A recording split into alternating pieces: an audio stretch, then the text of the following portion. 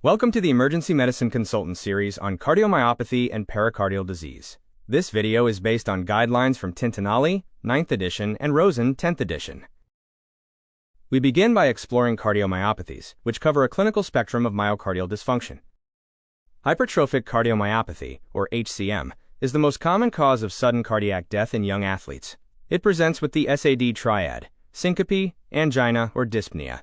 The murmur increases with maneuvers that decrease preload, like Valsalva or standing. Treatment includes beta blockers or verapamil, while digoxin and inotropes should be avoided.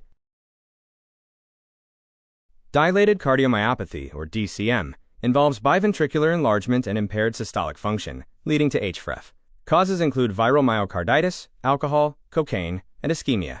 Patients often present with wet and cold heart failure symptoms. ED management follows standard CHF protocols, using diuretics and nitrates. Assess for secondary complications like atrial fibrillation or mural thrombi.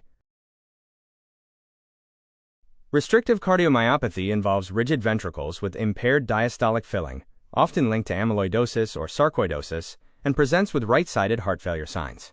Peripartum cardiomyopathy occurs late in pregnancy or up to 5 months postpartum and carries a high risk of recurrence.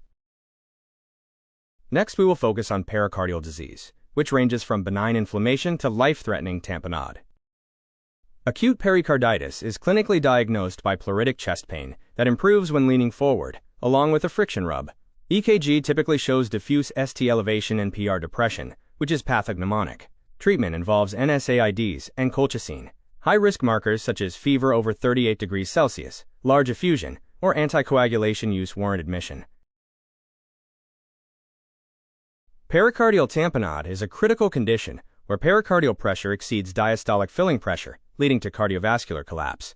Diagnostic indicators include Beck's triad, although this is found in less than 40% of cases. POCUS showing diastolic collapse of the right ventricle is highly specific for the condition.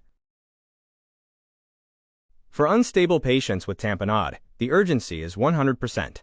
Management priorities include aggressive volume loading to maintain RV filling pressure and emergent pericardiocentesis if the patient is hypotensive.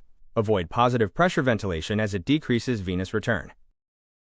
This table summarizes the differential diagnosis between pericarditis, myocarditis, and tamponade based on features like chest pain, EKG findings, troponin levels, and imaging results. A key takeaway pearl for the emergency medicine consultant is that in any patient with unexplained hypotension and elevated JVD, you must assume cardiac tamponade until proven otherwise by bedside ultrasound. Thank you for your commitment to emergency medicine excellence. This concludes the video. This slide lists the sources for the images used in this video.